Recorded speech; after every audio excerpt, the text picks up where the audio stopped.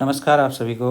आप MHD 23 के लिए वीडियो बनाने को कह रहे थे क्योंकि आपको इग्नो MHD जो कि हिंदी PGT के लिए बहुत आवश्यक है, उसके लिए आप लोग अपना कीमती समय निकाल करके पढ़ रहे हैं और मैं जानता हूं और इसी उपलक्ष्य में आपके लिए वीडियो बना रहा हूं। खुद भी MHD कर चुका हूं और जानता हूं मैं कि कौन सा क्वेश्चन पेपर आपको एग्ज़ाम में आएगा।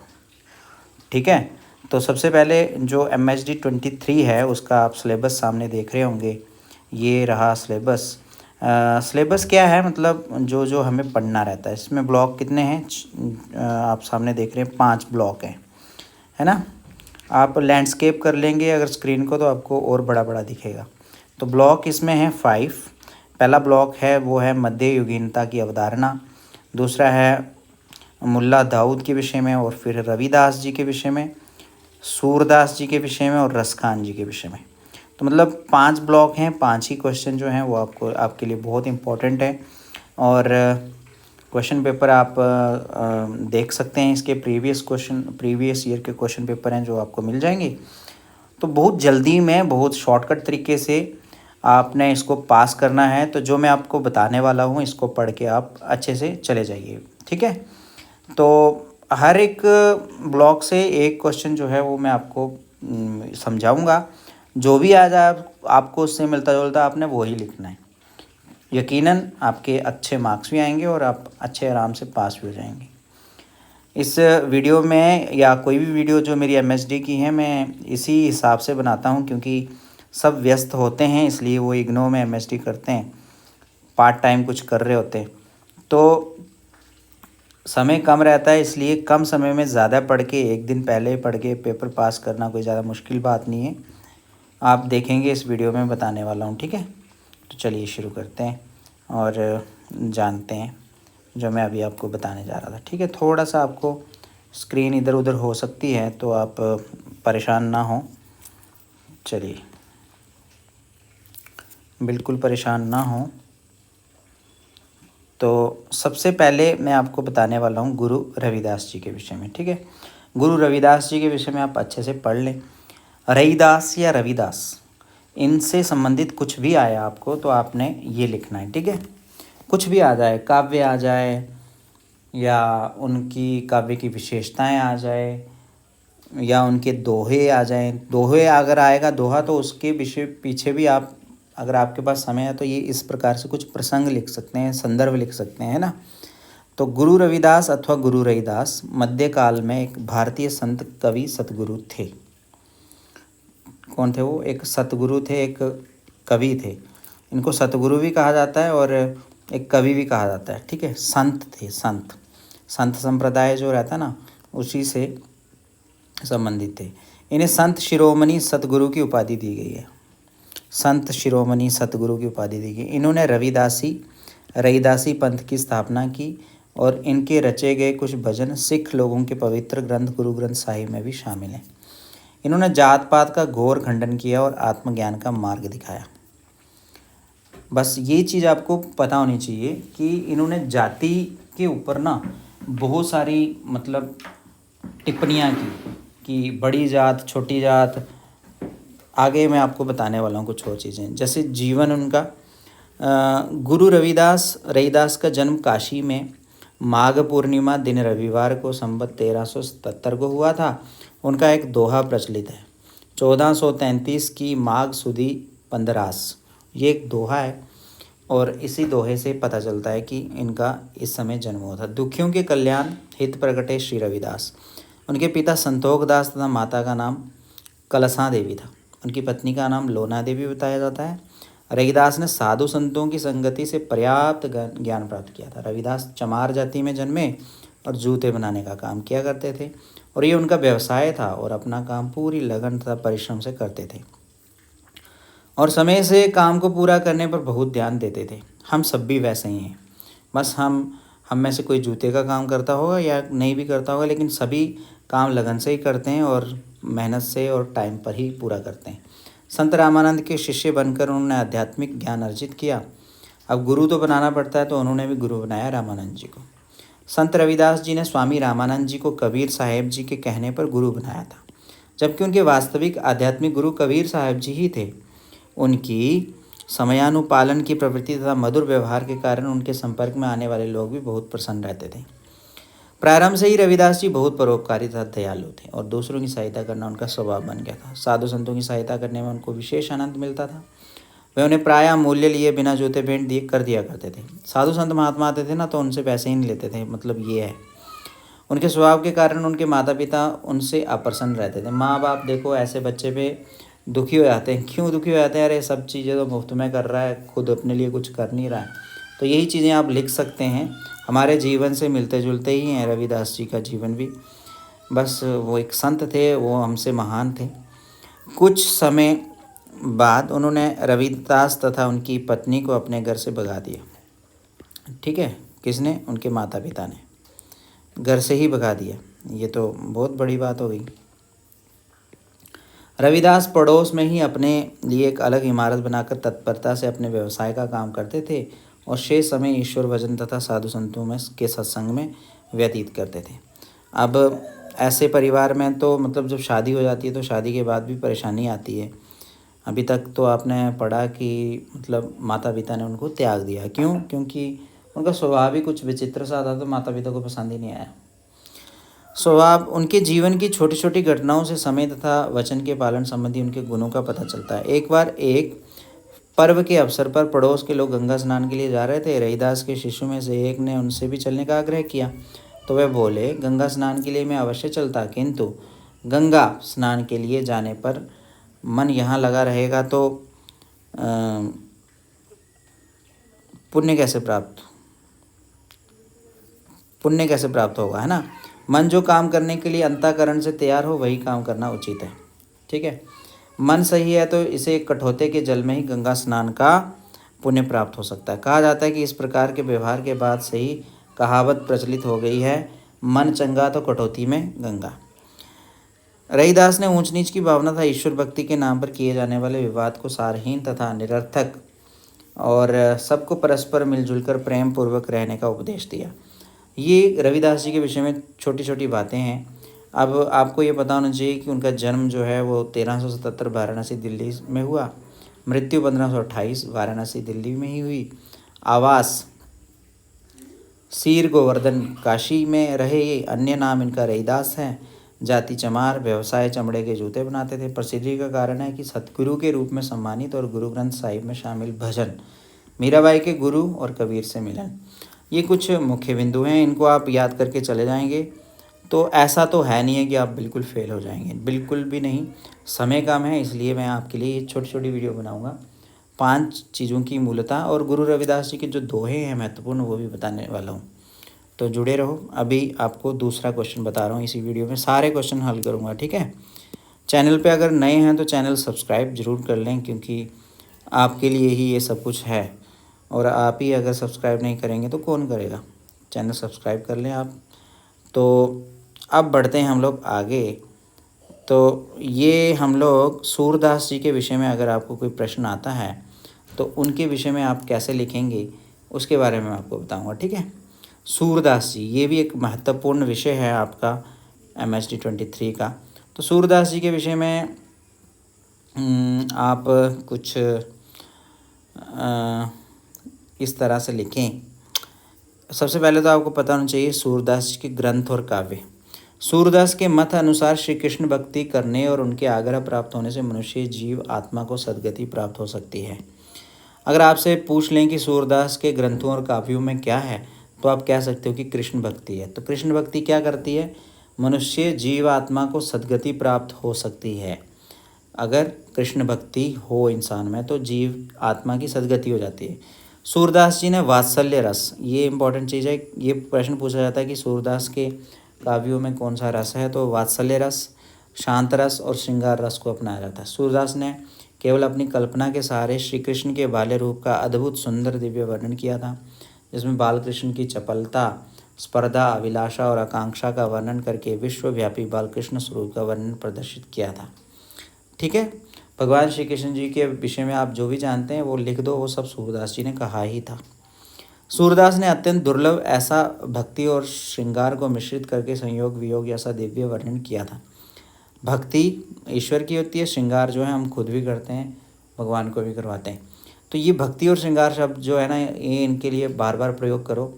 बस इसी के इर्द गिर्द ही इनके सारे के सारे जो हैं वो कविताएं हैं, पद हैं। अब बात करते हैं आगे।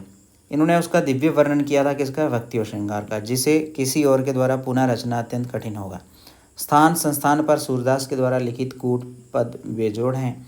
यशोदा मैया के पात्र के शील गुण पर सूरदास लिखे चित्रण प्रशंसनीय हैं। सूरदास के द्वारा लिखी गई कविताओं में प्रकृति सौंदर्य का सुंदर अद्भुत वर्णन किया गया। सूरदास कविताओं में पूर्वकालीन आख्यान और ऐतिहासिक स्थानों का वर्णन निरंतर होता था। सूरदास हिंदी साहित्य के महाकवि माने जाते हैं, छोटे मोटे कवि नहीं, महाकवि।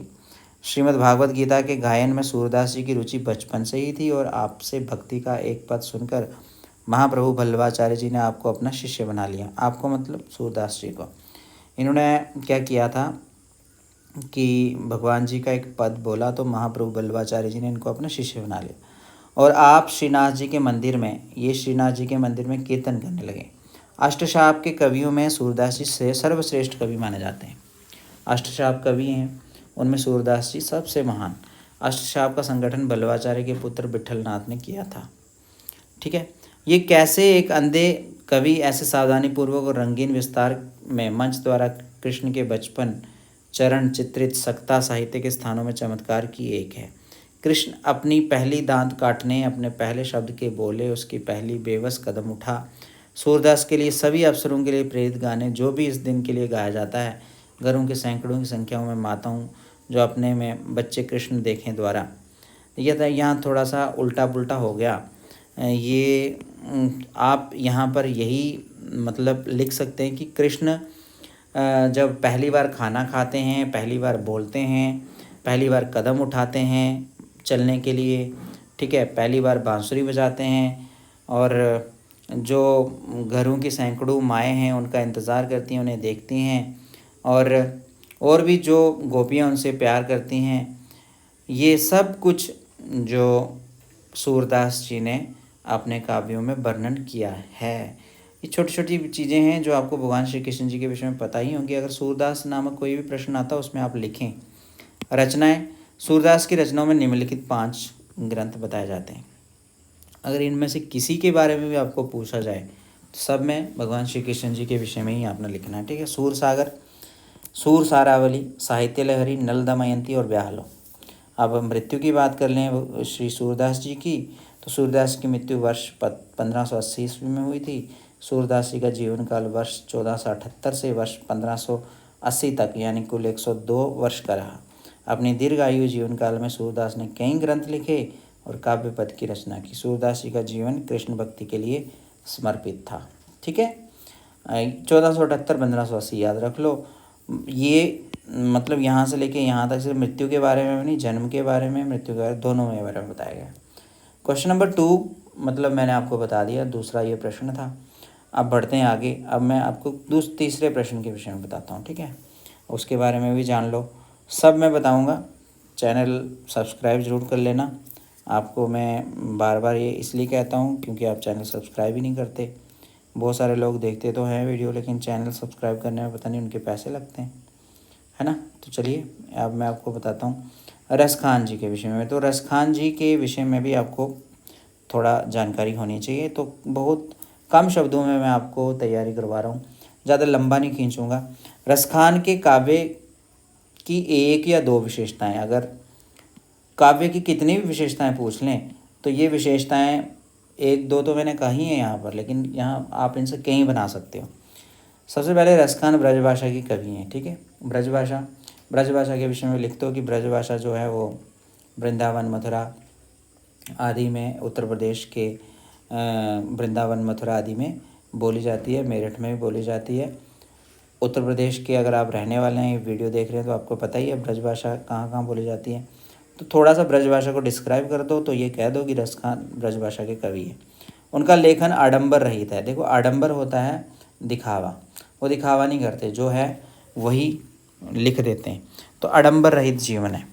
तो इससे उनका जो स्वभाव है ना उसके बारे में पता चल जाता है कि दिखावा नहीं करने वाले लोग कौन कौन से होते हैं। हो सकता है आप भी दिखावा ना करते हो, तो अपने ही बारे में लिख दो, बस ये समझ के चलो कि रस खान के बारे में लिख रहे हो आप। उनके लेखन की भाषा सरल, सुबोध तथा आसानी से समझने वाली है। जो पखंड नहीं करता ना वो भाषा भी बहुत इजी बोलता है, सबको समझ आने वाली और आसानी से समझने वाली भाषा होती है। जो ज़्यादातर विद्वान लोग होते हैं वही ज़्यादा भाषा कठिन कर देते हैं, किसी को उनकी बात समझ ही नहीं आती और आसानी से भी समझ ही नहीं जाती। वह लेखन में अलंकारों का प्रयोग करते हैं, जब लिखते हैं तो अलंकारों का प्रयोग करते हैं। ठीक है, शब्दालंकार, अर्थालंकार होते हैं ना, यमक इत्यादि। तो अलंकार के विषय में आप थोड़ा सा बता सकते हो, उनके शब्दों में लचीलापन है। अब रस खान के विषय में ये थोड़ा सा आपको पता ही होना चाहिए कि रस खान जी का जन्म सन 1548 में हुआ था। वह दिल्ली के रहने वाले थे। उनका मूल नाम सैयद इब्राहिम था। ठीक है, मुस्लिम थे, सैयद इब्राहिम। वे कृष्ण भक्त थे। कृष्ण भक्ति में वे ऐसे रम गए कि गोस्वामी विट्ठल दास जी से उन्होंने दीक्षा ली और ब्रजभूमि में जाकर बस गए। दिल्ली से थे और दिल्ली से ब्रजभूमि में गए। क्यों? क्योंकि उनको कृष्ण जी से बहुत प्रेम हो गया। उनकी उपलब्ध कृतियों में सुजान, रसखान व प्रेम वाटिका सम्मिलित है। अब ये सुजान है, ये कहते हैं कि उनकी पत्नी का नाम था। उनको धोखा हुआ उनकी पत्नी का, तो इसलिए उन्होंने हर एक अपने काव्य में, पदों में क्या कर दिया, सुजान सुजान बहुत बार लिख दिया। ठीक है, वह प्रेम वाटिका सम्मिलित हैं उनकी जो उपलब्ध कृतियाँ हैं। उनकी रचनाओं का संग्रह रसखान रचनावली नाम से मिलता है। उनके काव्य में कृष्ण की रूप, माधुरी, राधा कृष्ण की प्रेम लीला का वर्णन किया गया है। उनकी मृत्यु 1628 में हुई थी। अब देखो इन्होंने क्या किया था कि जो कृष्ण जी का रूप है, उनकी जो माधुरी है, राधा या कृष्ण की जो प्रेम लीला है उसी का वर्णन किया। ज़्यादातर इन्होंने कृष्ण जी की जो बड़प्पन की जो चीज़ें हैं ना उसका वर्णन किया था। और वहीं सूरदास जी ने भगवान श्री कृष्ण जी के बाल्य लीलाओं का बहुत विस्तार से वर्णन किया। यही दोनों में अंतर है। 1628 में इनकी मृत्यु हुई थी, 1548 में इनका जन्म हुआ था। तो रसखान जी के विषय में आप इतना अगर लिख देंगे तो यकीनन आपको मार्क्स मिल जाएंगे। तो बिना किसी टेंशन के आप इसी को ही पढ़ लें। अगर आपने आज तक कुछ नहीं पढ़ा है तो इससे ज़्यादा अगर आपने कुछ पढ़ना है तो देख लो। ठीक है, मैं तो मतलब आपको ये कह रहा हूँ कि इतना डरो मत। आप अपने ही बारे में लिख दोगे ना, थोड़ा थोड़ा देखो, रसखान से आपका ज़िंदगी मिलती होगी, जीवन मिलता ही है सबका एक दूसरे से, कोई ज़्यादा खास नहीं होता। तो वही आपने लिख देना। आप चलते बढ़ते हैं। इसके बाद वाले प्रश्न में बहुत दिखाता हूँ आपको मैं, वो रहा ये। तो दोस्तों ये है हमारा कृष्ण काव्यधारा ने समाज को वात्सल्य व श्रृंगार की कोमल जीवंत भावनाओं में डुबाकर जीवन को सरस बना दिया। कृष्णा काव्यधारा की शिल्पगत विशेषताओं की चर्चा करते हुए कथन की समीक्षा करें।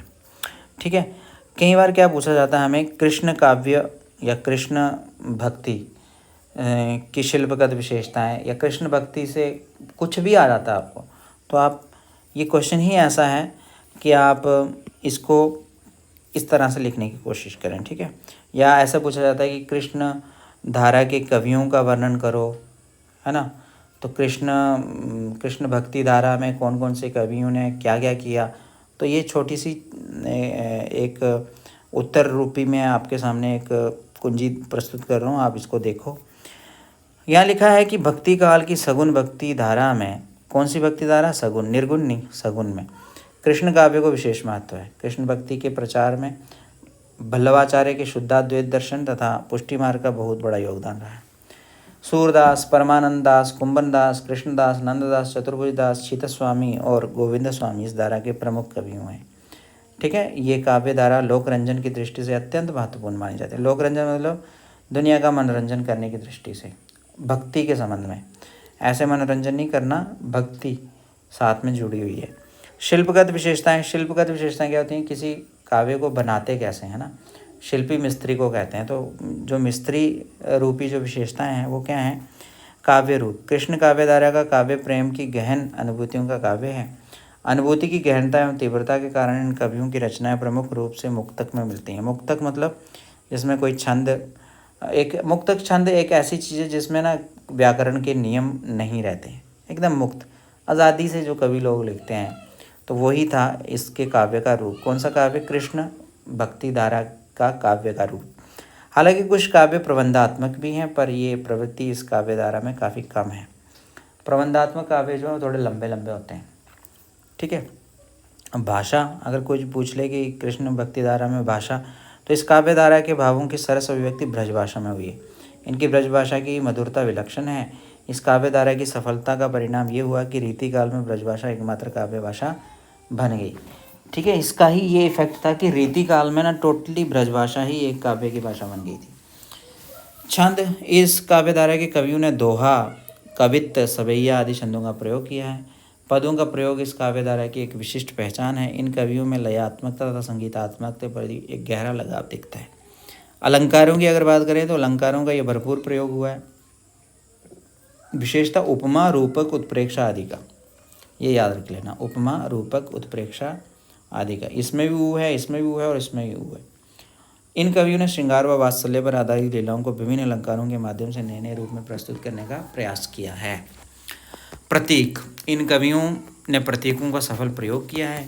एक खास अर्थ में देखा जाए तो कृष्ण ब्रह्मा के एवं गोपियाँ आत्मा के प्रतीक हैं। ठीक है, प्रतीक क्या होता है? प्रतिबिंब, मतलब प्रतिबिंब मतलब उसी का ही रूप, जैसे कि भारत देश का तिरंगा प्रतीक है ना, तो कृष्ण को क्या कहते हैं कि ये ब्रह्मा है मतलब, और गोपियाँ जो हैं वो आत्मा है। बिंब, बिंब चूंकि इस काव्यधारा की सभी कविताएं कृष्ण की लीला पर आधारित था, इनमें बिंबात्मकता की प्रवृत्ति बहुत प्रबल है। उदाहरण के लिए निम्नलिखित पंक्ति में बालक कृष्ण का सुंदर दृश्य है।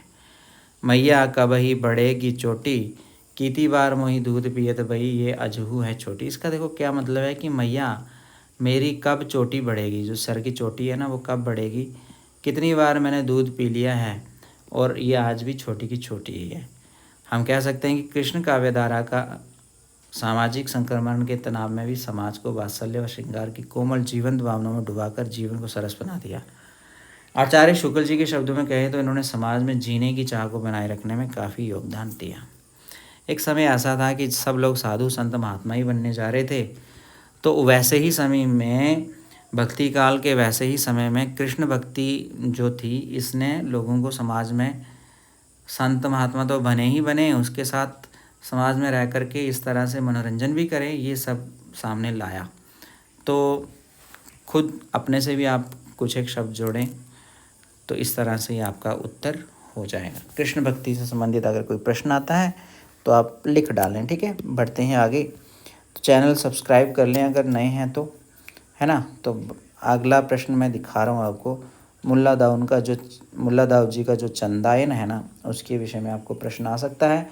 तो इसके विषय में भी आप ये जानकारी जो है अपने पास रख लें, तो आपका बहुत काम आसान होने वाला है। ठीक है, मुल्ला दाऊद की ही थी चंदायन। ये अब मतलब एक बात तो आपको यहाँ से पता चलेगी कि मुल्ला दाऊद की चंदायन थी। चंदायन की भाषा शैली क्या थी उसके बारे में भी बात करते हैं।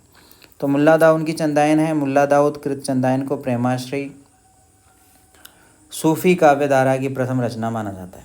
ठीक है, सूफ़ी काव्यधारा के विषय में अगर पूछा जाए तो आप कह सकते हो कि मुल्ला दाऊद की चंदायन जो थी वो पहली रचना थी। इसके रचना काल के विषय में अलग अलग मत हैं। मिश्र बंधुओं ने इसे 1328 की रचना माना है, तो डॉक्टर राम कुमार वर्मा ने इससे कुछ और पहले की रचना स्वीकार किया है। ये जो डेट हैं, अगर आप मतलब कैसे भी इनको अगर आप याद रख लेंगे तो ना, डेट बहुत मायने रखती हैं, प्रमाणिक चीज़ें होती हैं। तो वैसे ही डॉक्टर पीताम्बर दत्त बड़थवाल ने इसे 1340 ईस्वी के आसपास की रचना स्वीकार किया। कुछ विद्वानों ने इसे 1370 ईस्वी की रचना मानते हैं। तो अगर आप सिर्फ 1300 भी याद रख लेंगे तो भी बात चल जाएगी। आप ये कह सकते हैं मुल्ला दाऊद की चंदायन जो है 1300 ईस्वी के आसपास की, 1300 से लेके 1400 ईस्वी के बीच की एक बहुत सूफी काव्यधारा की रचना है। इसके अनेक पाठ उपलब्ध हैं। डॉक्टर माता प्रसाद गुप्त ने इस ग्रंथ का मूल नाम लोर कहा या लोर कथा स्वीकार किया है, किंतु इसकी प्रसिद्धि चंदायन नाम से ही है। डॉक्टर परमेश्वरी लाल गुप्त ने इसका पाठ चंदायन नाम से प्रस्तुत किया। डॉक्टर माता प्रसाद गुप्त ने अनेक दृष्टियों से इस ग्रंथ पर विचार करते हुए इसे भारतीय परंपरा का आख्यान प्रमाणित किया है। उनका कथन है कि यदि दाऊद की रचना को देखा जाए तो उसका प्रारंभिक अंश दोनों परंपराओं में खप सकता है, किंतु यहाँ तक प्रत्युक्त छंद विधान तथा प्रबंध व्यवस्था की बात है, वह पूर्ण रूप से भारतीय है। उनमें ना तो फारसी मसनवी के छंद प्रयुक्त हुए हैं और ना उसमें उनकी छंद विषयक एकरूपता है। उसकी रचना प्राकृत अपभ्रंश साहित्यों की परंपरा में कड़वकों में की गई है और प्रत्येक कड़वक चौपाई की 5 अर्धलियों तथा एक दोहे या मिलते जुलते छंद का है। फलतः मेरा मत ये है कि ये भारतीय परंपरा का कथा काव्य है। तो उसके बाद मैं आपको बताता चलूँ चंदायन की भाषा शैली। तो चंदायन की भाषा शैली क्या है उसके विषय में आपको पता होना चाहिए। चंदायन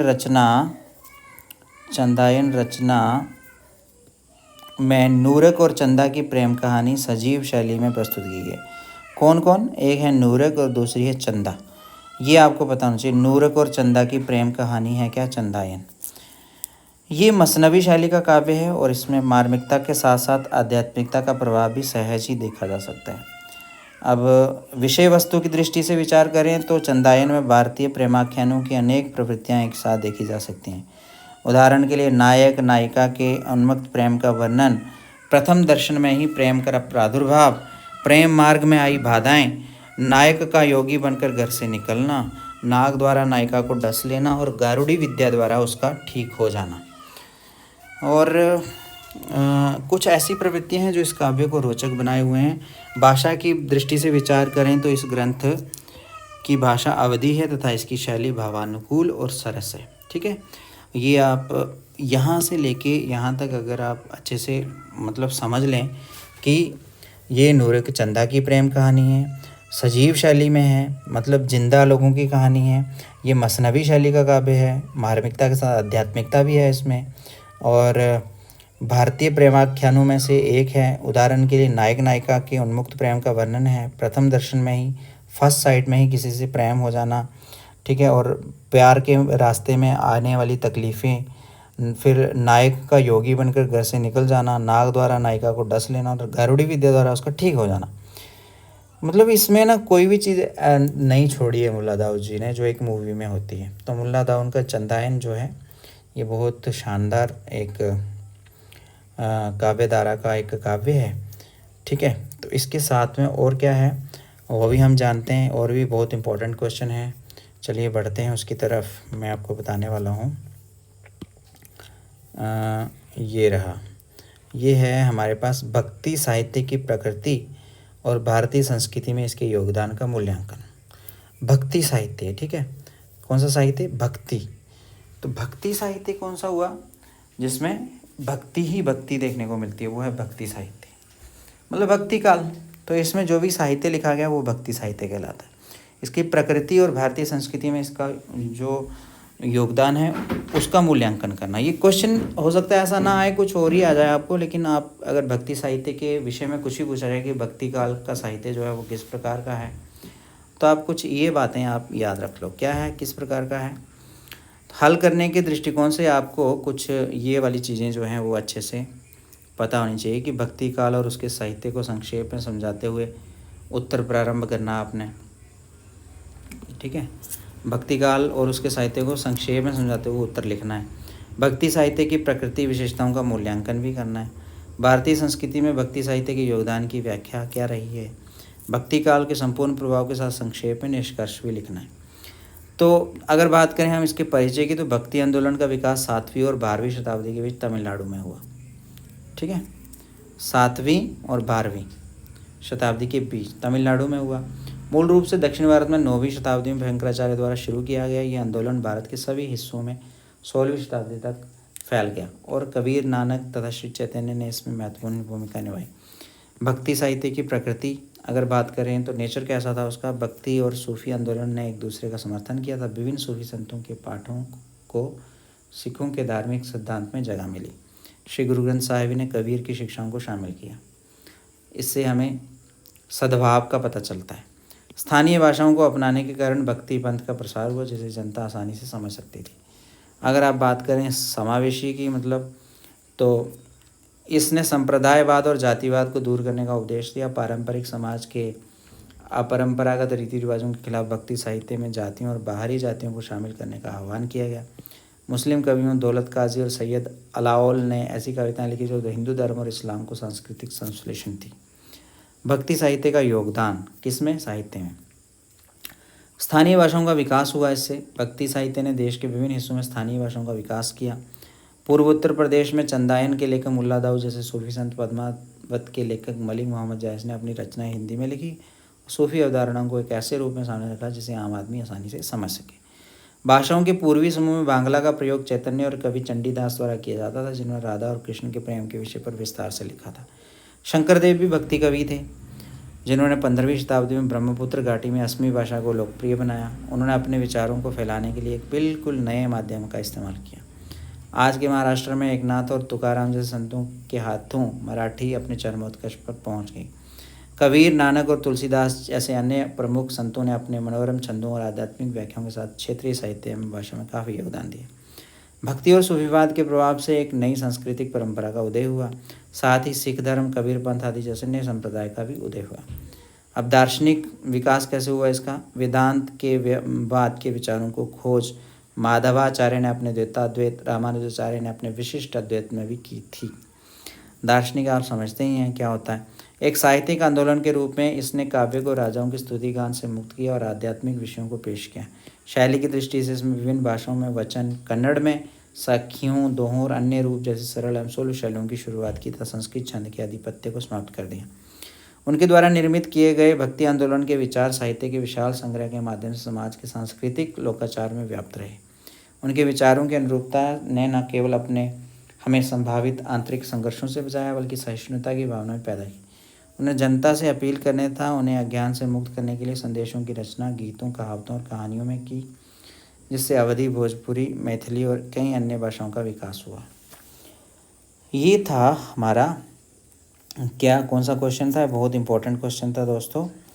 ये है भक्ति साहित्य, है ना। भक्ति साहित्य के विषय में आपके क्या विचार हैं वो लिखिए। भक्ति साहित्य की प्रकृति कैसी है, भक्ति साहित्य है क्या, भक्ति काल कब से कब तक है, ये सारी बातें आप अगर इनको लिख लेंगे, इन सब बातों को, तो आपका उत्तर एक शानदार उत्तर बन के सामने आएगा। तो ये रही भक्ति साहित्य के बारे में बातें।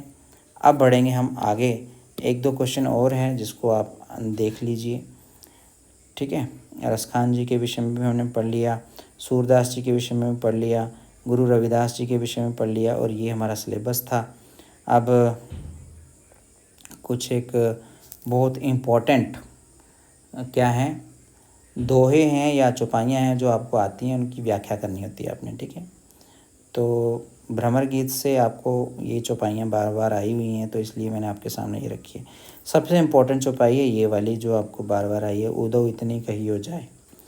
तो उदो इतनी कही हो जाए, इसको आप अच्छे से देख लो क्या है इसमें। उदो इतनी कही हो जाए, अति कृसगात भई है तुम, विनु बहुत दुखारी गाय। जल समूह बरसत अंखियन ते, हुंकती लीने नाव, यहाँ यहाँ गोदोहन करते, ढूंढती सोई सोई ठाव। अगर एक एक शब्द देखेंगे तो आपको खुद भी इसका अर्थ निकालना आ जाएगा, ठीक है। यहाँ ये कह रहे हैं कि उदो इतना कहते जाओ, कृष्ण किसी प्रकार आवें। देखो इसका अर्थ है कि कृष्ण किसी प्रकार भी आ जाएं। कहाँ से? मथुरा से वृंदावन। बस यही अभिलाषा सबके ऊपर है। वह किसी ख्याल से आवें तो सही, बदले में कृष्ण भी वैसा ही प्रेम रखें। इतनी बड़ी बात की आशा गोपियों से अब नहीं करते बनती। तो वह बहुत थोड़े में संतुष्ट होने को तैयार हैं, केवल उनका दर्शन पा जाएं बस। ये तोष वृत्ति निराशाई जन्य है। नीचे के पद में जो क्षमा या उदारता है, वह भी अभाव के दुख की ओर से आती हुई जान पड़ती है, ठीक है। तो ये देखो, आप ये लिख सकते हो कि यहाँ ये भ्रमर गीत का है, और यहाँ पर उद्धव को बस गोपियाँ इतना ही कहना चाहती हैं कि हम बहुत कृशगात हो गई हैं, मतलब कमज़ोर हो गई हैं तुम बिन। किसके बिन? भगवान कृष्ण जी के बिना। जैसे दुख और जो गाय हैं जिनको आप चराते थे वो भी दुखी हैं। जल जो है वो आंखों से बरस रहा है जैसे बारिश बरसती है, ठीक है। और यहाँ गोदोहन करते, यहाँ पर गाय को आप धोते थे, वहीं पर वो आपको ढूंढ रही हैं। गोपियाँ भी आपको ढूंढ रही हैं और गाय भी आपको ढूंढ रही हैं। तो इस प्रकार से आप इसका उत्तर खुद इस प्रकार से देख सकते हैं, ठीक है। इस प्रकार अपनी दुख दशा कहते कहते थक जाती हैं, फिर वे सोचती हैं कि हमारी दशा पर कृष्ण कदाचित उतना ध्यान ना दे। इससे वे नंद और यशोदा की व्याकुलता का वर्णन करती हैं, गायों का दुख सुनाती हैं कि कदाचित उन्हीं का ख्याल करके वे एक बार आ जाएं। कौन? भगवान श्री कृष्ण जी। तो ऐसी ही दशा की भी राधा अपनी सखी से अपनी उस विह्वलता या मोह की बात कहती है, जिस कारण उद्धव के आगे कुछ कहने नहीं बनता। तो ये भी एक पंक्तियां हैं, इनको भी आप देख लो। ये सब पंक्तियों का मतलब आप अर्थ निकाल सकते हो, व्याख्या करनी है आपने। थोड़ा सा आप भ्रमर गीत की कुछ दोहे चौपाइयाँ खुद भी पढ़ लें तो उनमें से कुछ आएगा। अब मैं बढ़ता हूँ आगे और आपको बताता हूँ कुछ रविदास जी के कुछ दोहे जो है ना वो भी आते हैं, तो उनके बारे में बता देता हूँ। वो भी हर बार आते ही हैं, इम्पोर्टेंट हैं। जैसे मन ही पूजा मन ही धूप, मन ही सेव सहज स्वरूप। इस दोहे के माध्यम से संत रविदास जी कहते हैं कि एक पवित्र मन में ही ईश्वर का वास होता है। यदि इस मन में किसी भी प्रकार के प्रति कोई भेदभाव, लालच या द्वेष की भावना नहीं है तो ऐसा मन ही भगवान का मंदिर है। दीपक है और धूप है, ऐसा मन में ही ईश्वर निवास करते हैं। अब ये दोहा है, कृष्ण करीम राम हरि राघव जब लग एक ना पेखा, वेद कतेब कुरान पुराणन सहज एक नहीं देखी। रविदास जी कहते हैं कृष्ण, देखो कृष्ण करीम, राम करीम, हरि राघव, सब एक ही परमेश्वर के अलग अलग नाम हैं। एक ना पेखा, वेद कुरान पुराण आदि सब ग्रंथों में एक ही ईश्वर की बात करते हैं। वेद कतेब कुरान पुराण सहज एक ही नहीं देखी, और सभी ईश्वर की भक्ति के लिए सदाचार का पाठ पढ़ते हैं। अब एक और दोहा है, हरी सा हीरा छांड के करे आन की आस, ते नर जमपुर जाएंगे सतभाषे रविदास। हीरे से कीमती हैं हरी, ठीक है। रविदास जी कहते हैं कि जो लोग भगवान की भक्ति को छोड़कर अन्य चीज़ों की आशा करते हैं उन्हें नर्क जाना ही पड़ता है। संत रविदास जी के दोहे अर्थ सहित मैं आपको बता रहा हूँ, फिर से देख लो कि सा हीरा छाड़ के करे आन की आस, ते नर जमपुर जाएंगे सतभाषे। मतलब रविदास जी सत्य सत्य कह रहे हैं कि वह लोग जमपुर चले जाएंगे जो हरी सा हीरा छोड़ करके कुछ और पाने की आस करते हैं। उसके बाद है कि रविदास जन्म के कारणे होतना को नीच, ये बहुत बार आया दोहा। नकर को नीच करी डारी है ओछे कर्म की कीज। इसका अर्थ है कि कोई भी मनुष्य किसी जाति में जन्म लेने से नीचा नहीं हो जाता, मनुष्य अपने कर्मों के कारण ही पहचाना जाता है, ठीक है। ये आप देख लो दोहा अच्छे से। अब ये दोहा भी बहुत बार आया, जाति जाति में जाति है जो केतन के पात, रविदास मनुष्य न जुड़ सके जब तक न जाति न जात। इसका अर्थ यह है कि संत रविदास जी कहते हैं कि जिस प्रकार से किसी केले के तने को छीला जाता है तो उसमें पत्ते के ऊपर पत्ता निकला रहता है, पूरा पेड़ खत्म हो जाता है, ठीक उसी प्रकार इंसानों को भी जातियों में बांट दिया गया है। जातियों में बांटने से इंसान तो अलग अलग बंट ही जाते हैं, अंत में इंसान ही खत्म हो जाता है, लेकिन ये जाति कभी खत्म नहीं होती है। जाति जाति में जाति है जो केतन के पात, केतन मतलब केले, केले के पात मतलब पत्ते।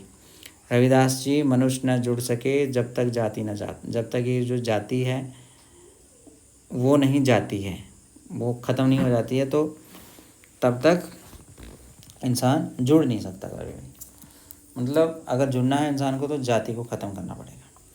अब उसके बाद लिखा है, रविदास कहे जाके हदे रहे रैन दिन राम, सो भगता भगवंत सम क्रोध न व्यापे काम।